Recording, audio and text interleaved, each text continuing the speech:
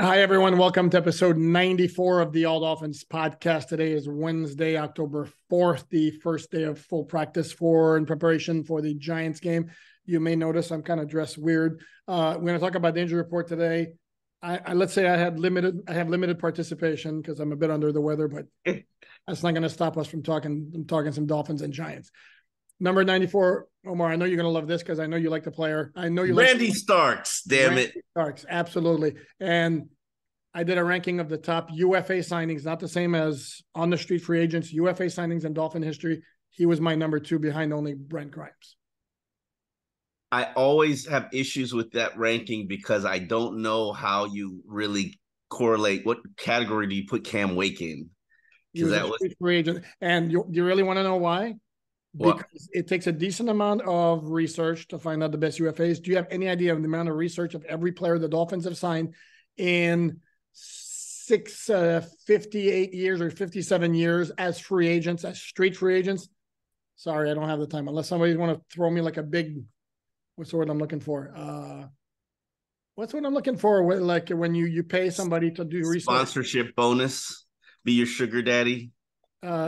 For science project. If somebody wants to throw me like a really good amount of money, I'll actually go through every single solitary transaction and I'll be happy to do it. So that's not happening. So that's why Randy Starks, my favorite player for the careful with the signs. Yeah.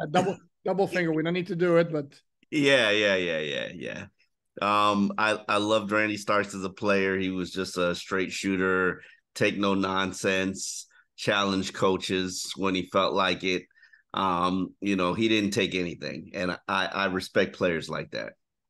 No, and the dude could play too. And he was one of those free agents. He was like a little bit under the radar in Tennessee because they had a good team, but he wasn't like a splash kind of player kind of guy. But his career outline was going up, and the Dolphins got him, and he took off. So yes, back to the present.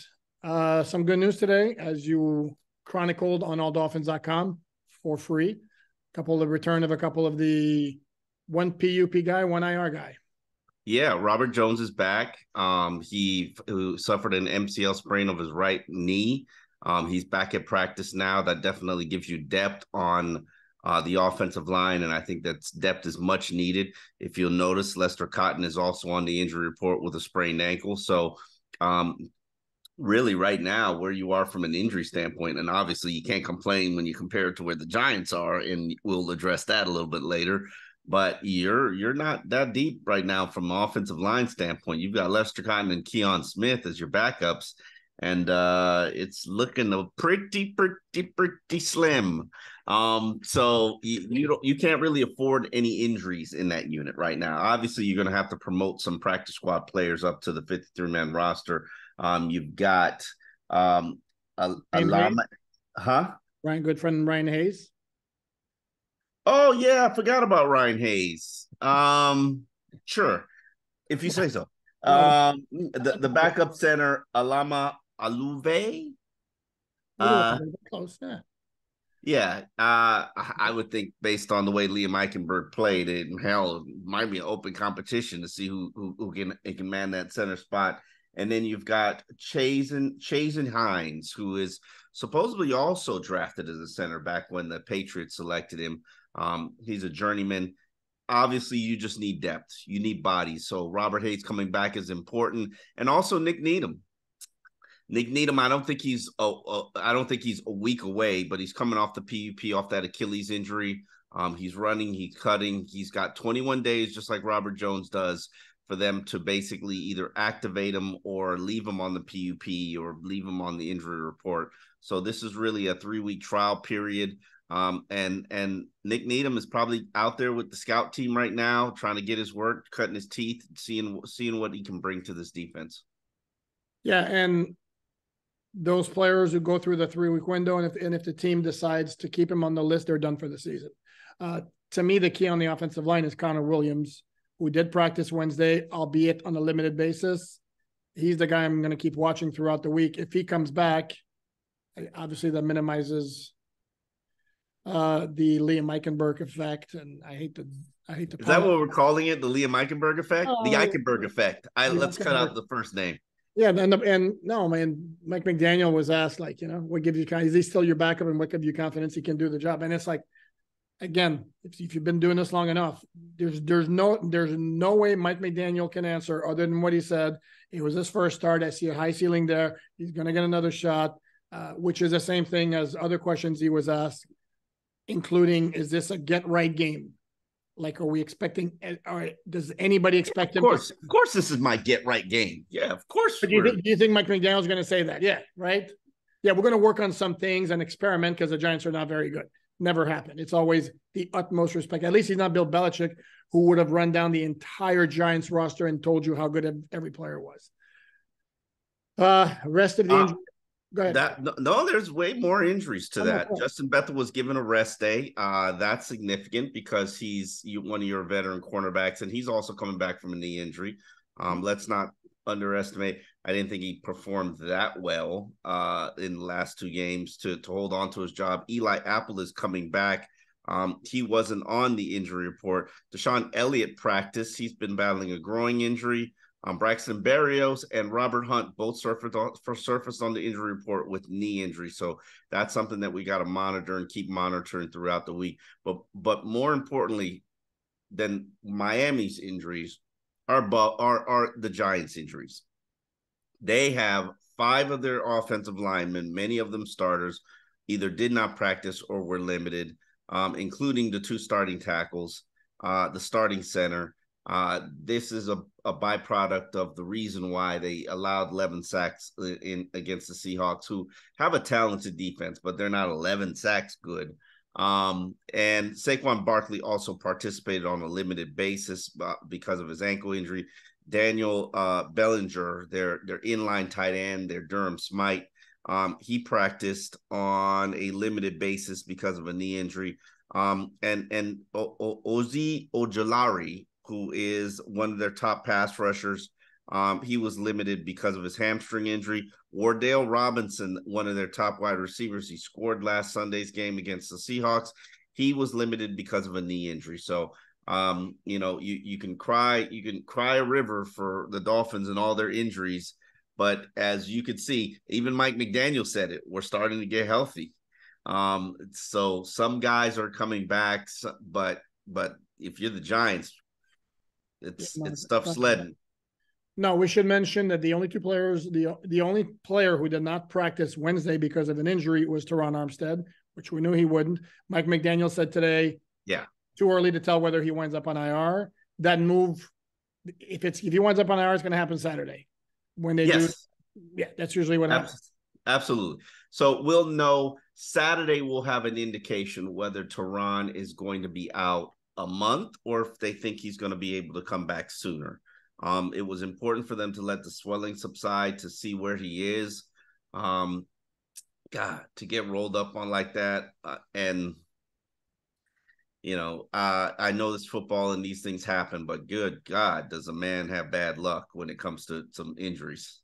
No, and it sucks as it continues a pattern, and you got a lot of fans drilling into him. It's like, what did you expect? He's always hurt. I mean, this is kind of fluky. I don't know exactly what happened with the toe injury in the opener last year. If this was body wearing down, durability, I could say, okay, yes. But honestly, and let's be real and frank about this. We knew what the situation was when you got him from the New Orleans Saints, who wanted him back, but weren't willing to really pay the cash. And there were other teams out there pursuing Teron Armstead because, as you saw when he's on the field, he's a very elite player. Problem is, you just got to be concerned about the injuries. This is something that has lingered throughout his career, and it's not like it's keeping him out of games. No, it's just sidelines him for a couple of games. I am a big fan of Teron Armstead from a football standpoint because I haven't seen that kind of O-line play or offensive tackle play since, I'd say, Jake Long. I wouldn't even put Brandon Albert in that mix, and I wouldn't put Laramie Tunsil in that mix. I'm sorry, Laramie, but Teron is a beast in the run game. Well, Laramie became Laramie, I think, after he left. Like his last year in Miami, to me, he should have made the Pro Bowl. And then his first year in Houston, he didn't make the Pro Bowl because he had established himself. But as a rookie, no. And then Brandon Albert, the Dolphins got him like on the downside. He was kind of breaking down a little bit. To me, one, as I look at this offensive line, one question I would have is Which offensive line? The Giants? The Dolphin. The Giant offensive line is like, oh, that's going to be the story of the game to me, brother. Because if this defensive line, as I wrote in the column, if you can't eat against this, you have a problem. Except how many screens and draw plays are we expecting from the Giants? Over under to me is, I don't know, 38. I mean, first of all, and then as Patricia Traina, our good friend who joined us yesterday for Behind the Enemy Lines, told us, Daniel Jones has been reluctant to check it down the field. Well, if you think he was reluctant now, wait until the game Sunday, because when he's got nobody in front of him. But this, as you mentioned, this is a game where Bradley Chubb would be nice. Please show up. That would be nice. We know Van Ginkel is going to give a lot of effort. What's he going to get, a sack and a half? Jalen Phillips, if he plays with his oblique injury, he was limited today. Yeah. He's probably good for a sack against the Giants. He talked today about how frustrating it is, but he knows that he's doing what's in the best interest of the team. Mike McDaniel, again, and this is where something that I've learned, they're going to err on the side of caution and protect the players against themselves. And from all these years of covering teams, guys are always going to tell you they're ready, and then they come back, and then a month later they tell you, yeah, I was playing at 70%. Or guys will come back from an ACL injury 10 months, and then they sit there and tell you, yeah, well, the next year I didn't feel like myself. I couldn't trust the knee. I couldn't, like, bro, just sit it out, get ready. Do you think that Jalen Phillips is that much of a difference maker for this defensive line? Okay, I was wondering. I think Bradley Chubb's the one with the most upside, with the highest ceiling. To me, he's also got the highest floor of Chubb, Phillips, AVG.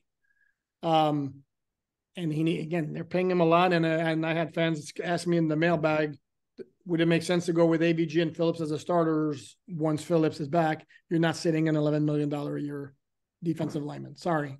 Those are the realities of the NFL. Just like the Dolphins are not cutting Emmanuel Ogbah when they owe him $15 million guaranteed. So that just doesn't happen. To me, the thing is, hopefully, if Armstead can be back, even if it's 3 or 4 weeks, whatever, and then Connor Williams get back now, Robert Jones adds good depth. And to me, Robert Jones started 9 games and actually might be better than Liam Eichenberg. Yeah, but I don't, unless I'm mistaken, I don't believe he has center experience. But he can become. No, he doesn't have center experience. Can also become another swing guard, swing tackle, like a second swing tackle behind Kendall Lamb. And then, because I would imagine once they have the numbers on the offensive line that Keon Smith, sorry, no offense, they would be the one would wind up being let go and maybe re-signed to the practice squad. That was just a guess. We're pretty good at guessing. We are. We're not as dumb as we look. I'm sorry. What?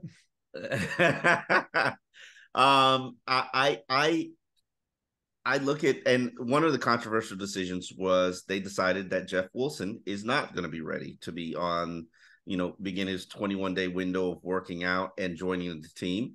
Obviously, when you have Devon Achane, well done. Did I get it? Yeah. Okay. All right. Victory is mine. When you have Devon Achane, who talked today, and basically said, I expected to do what I'm doing now, and I expected to have success. Not at this level, but he's like, I expected to have success. When you have Achane and you have Mostert and you have Savon, which is coming back, you don't really need to rush Jeff Wilson back. He's battling rib injury. He had some broken ribs, and then he had a thumb injury. I saw him today in the locker room for the first time in a month. So it looks like he's probably going to be on that trainer program for about a couple of weeks before he can get cleared to come back and participate in practice. But you know how it works. In 2 weeks, we'll have another back injured, and then it'll be Jeff Wilson time. So right now, if you look at where this roster is, they need help at cornerback. They need help. They need better play from inside linebackers, and they need help in the trenches. So this is really going to be, to me, a week where guys get it right, or it's time to move on. To move on what? There's a lot of guys on this roster that. Oh, you mean with certain players? I thought you meant up on the season. I was like, oh no. Certain players, you got to be starting to contribute, or helping them solve some of these problems that they've got. And when you look at the defense, everybody talked about, hi, this is not what we expected. We expect to play better. We're not holding up to our end of what expectations are. And I'm dying to hear what Vic Fangio has to say tomorrow. I will be there front row center, bells on. I'm just curious. And again, this isn't about Fangio's a failure or Fangio's a fraud. I say Fangio has forgotten more football, and I do mean this. He has forgotten more football than I've ever known. However, if we expect offensive coaches to look at the talent that they have and build an offense around the skill sets of their players, why is it that we do not expect the same thing for defensive coaches? And this is where I would tell you what one defining characteristic do you have on offense? You have that crazy speed outside, and you got a quarterback who gets the ball out quickly and operates on timing. What do you have on defense? What do you have on defense that you're not utilizing? Well, you're not necessarily. Yes, I'm not expecting you to be blitz happy, but you probably would look better if you were a little bit more aggressive. You come from a very aggressive scheme to a very tentative scheme, twists and stunts with the defensive linemen. Maybe that would free them up, because right now you've got a lot of them doing head up blocking and they're not going anywhere. And oftentimes they're getting moved because they're taking on two. And Raekwon Davis used to be the only guy who could take on two. And right now there is nobody taking on two, or everybody's just getting moved. If you're talking about the cornerback position, I'm not even going to talk about shadowing. Let me put that over there. On the Giants, it needs to be shadowed. No, I'm just saying. I said, don't act like X didn't do it every single week, no matter who the opponent was. Yeah, but that requires the opponent having one guy. There wasn't a week where X was just like, yeah, I'm just going to be over here on the left side this week. No, he always took whoever was the best or whoever was the top target and tried to minimize that impact. But anyway, let's put that to the side.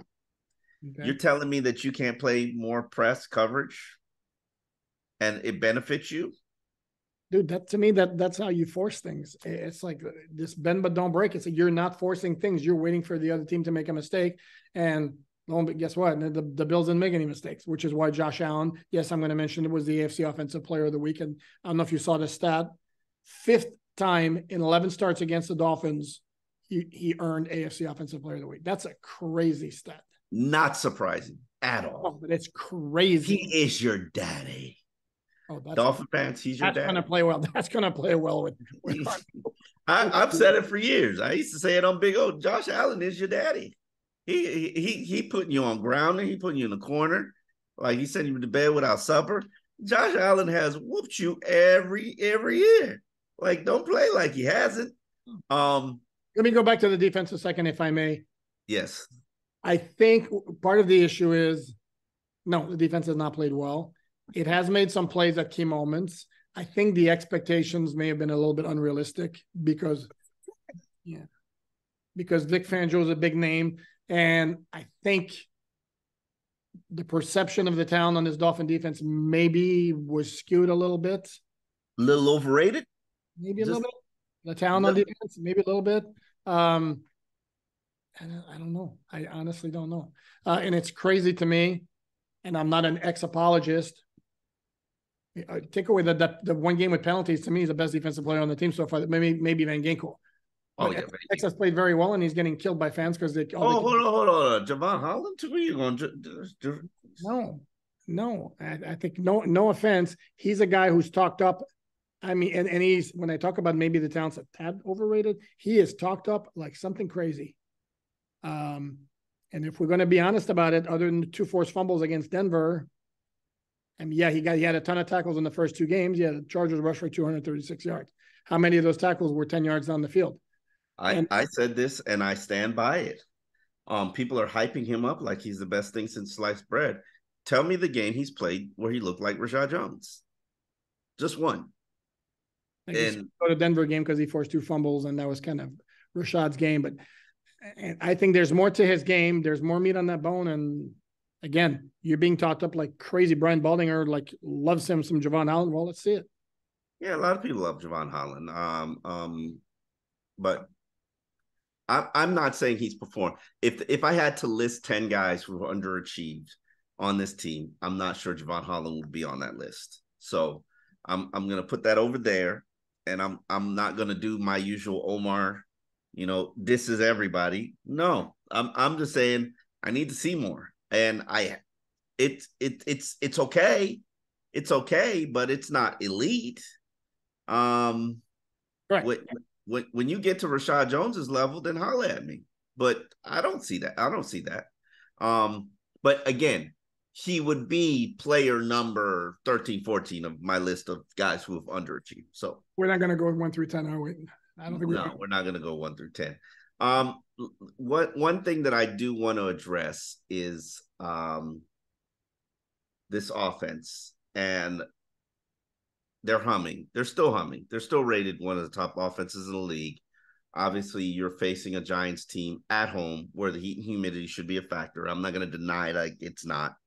The question is, and Mike McDaniel addressed this a little bit, if the Giants, who have a very blitz-happy, Brian Flores-esque approach to playing defense, decide that they want to dial it back against Tua Tagovailoa, who is a very good quarterback when it comes to playing the blitz, and they want to build on the blueprints that the Patriots and now the Buffalo Bills have created, where you basically cloud in the middle of the field with your linebackers, playing press coverage, putting the safety over the top of the two cornerbacks, and trying to beat Miami's offensive line with 4 rushers. Now, the question is, can they do that, especially against this offensive line? And I don't know the answer to that question, but I do know that I like the talent on Giants' defensive line, and so does Mike McDaniel. So, and you can talk about. He talked about Liam Eichenberg if he's playing. Yeah. You're going against Dexter Lawrence, which I'm not going to say Dexter Lawrence is one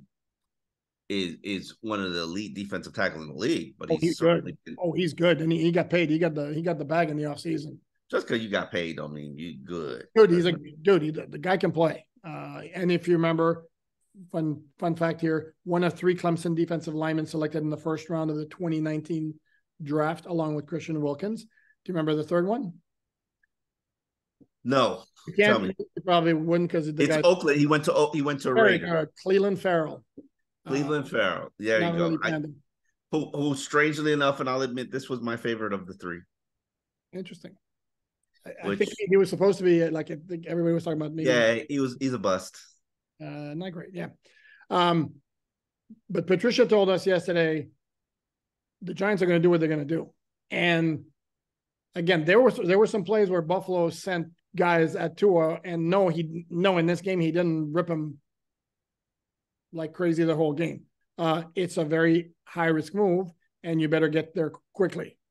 But you look at their defense, like Leonard Williams is more, I think I could be wrong. I think he's more of a, although they actually both can rush the passer, but Leonard Williams and Dexter Lawrence are beasts against the run.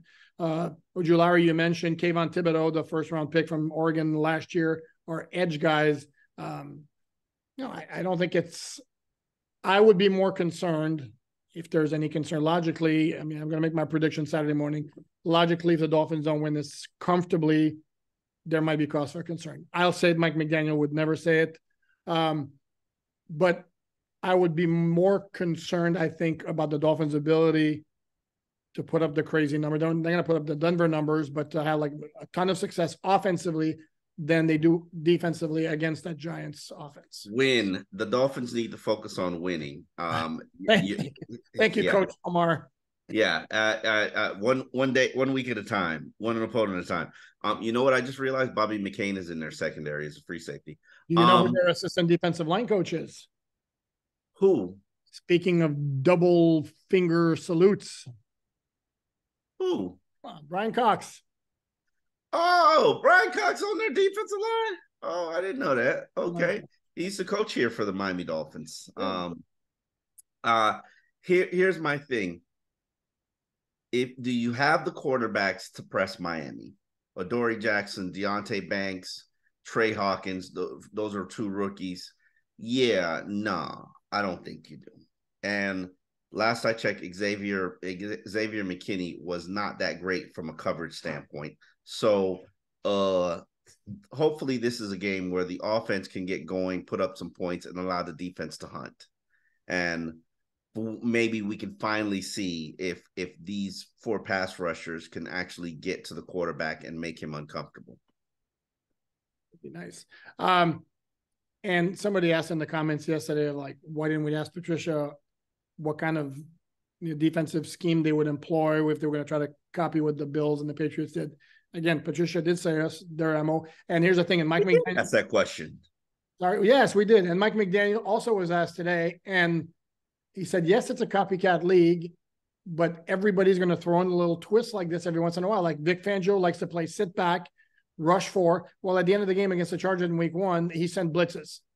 And he said blitzes in one game early. I think it was the Patriots. Oh, okay. Patriots who? Oh no, yeah, I think it was the Patriots. He sent blitzes early because it wasn't Russell Wilson. And I was just like, oh, look at you acting like you know how to blitz and pressure a quarterback. All right. Okay.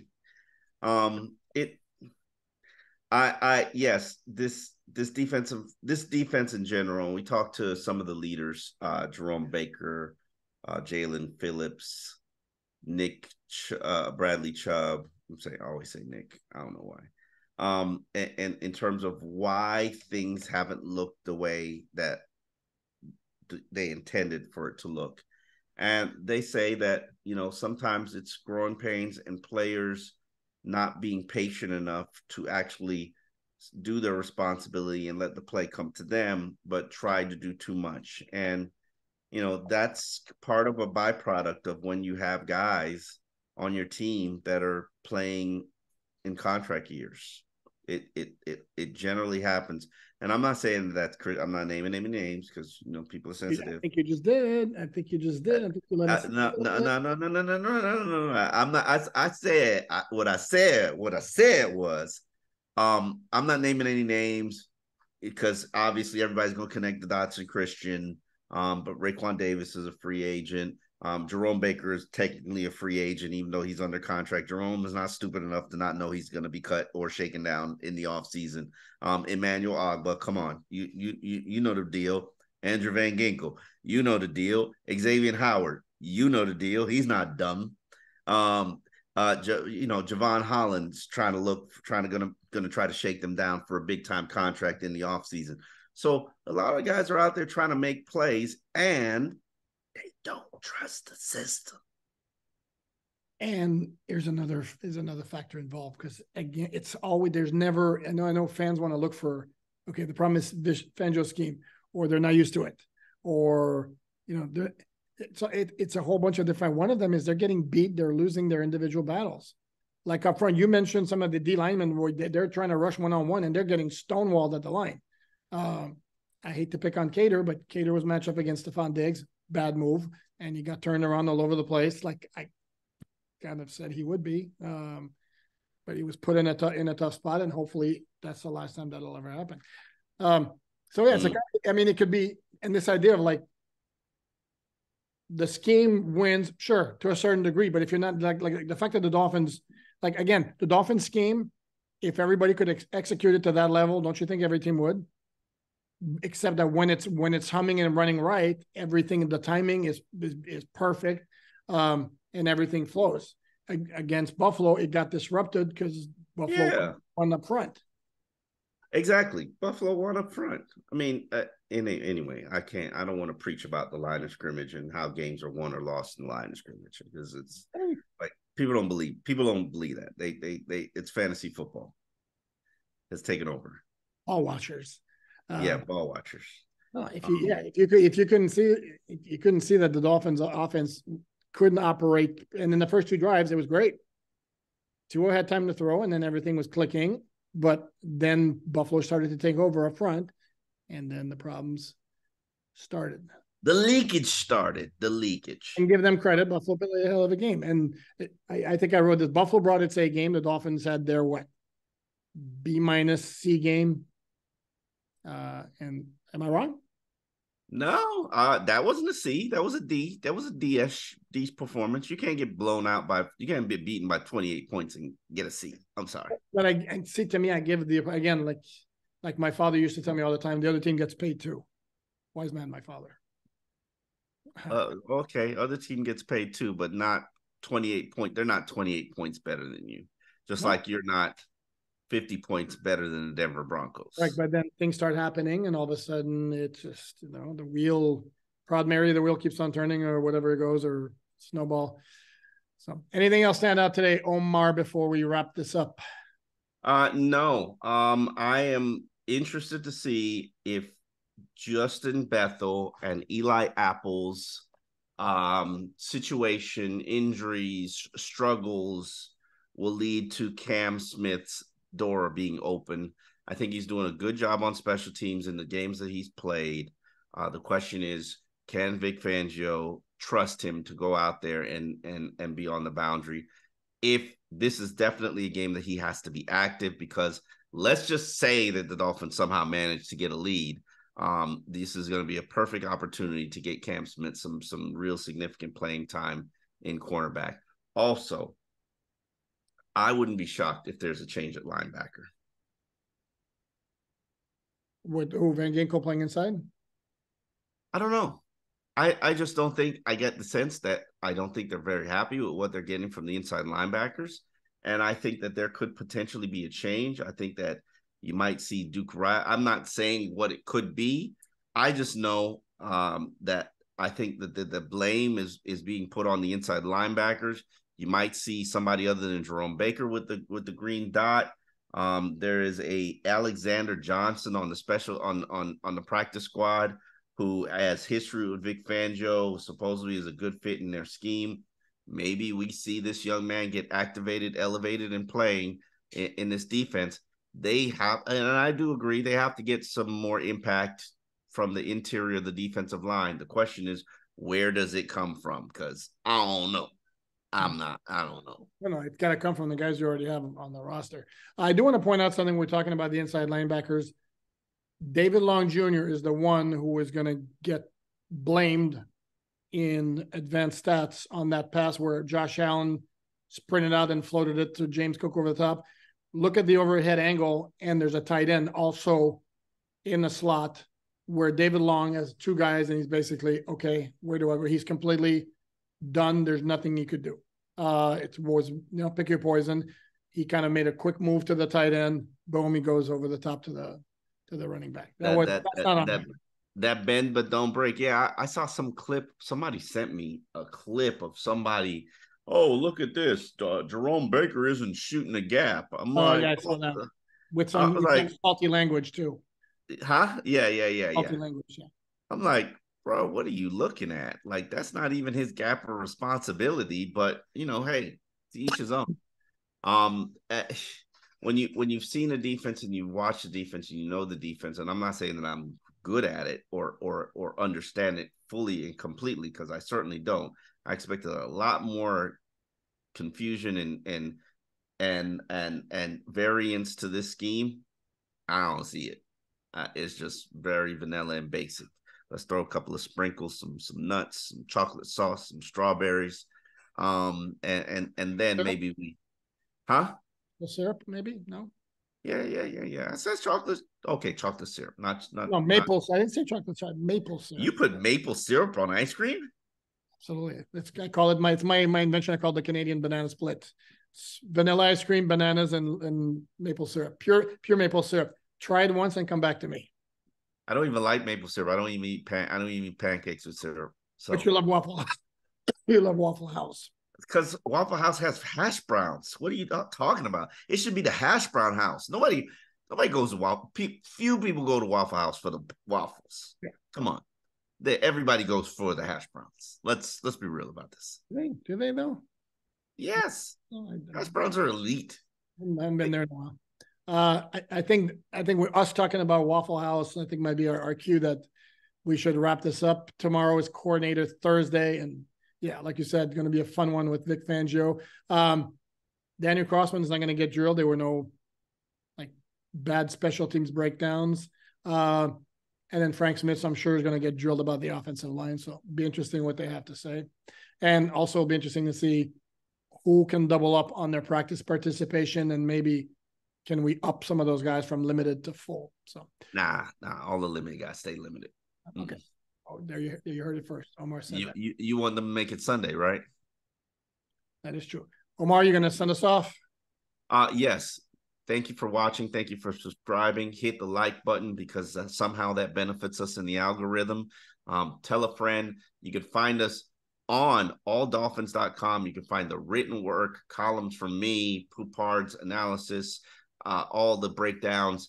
And you can find us on wherever you find your podcasts at Fans First Network under Miami Dolphins Insider. That's the tricky part, the Miami Dolphins Insider. We're going to fix that soon, quite soon. All right. Thank you for watching, and we'll see you tomorrow. Thanks, everyone.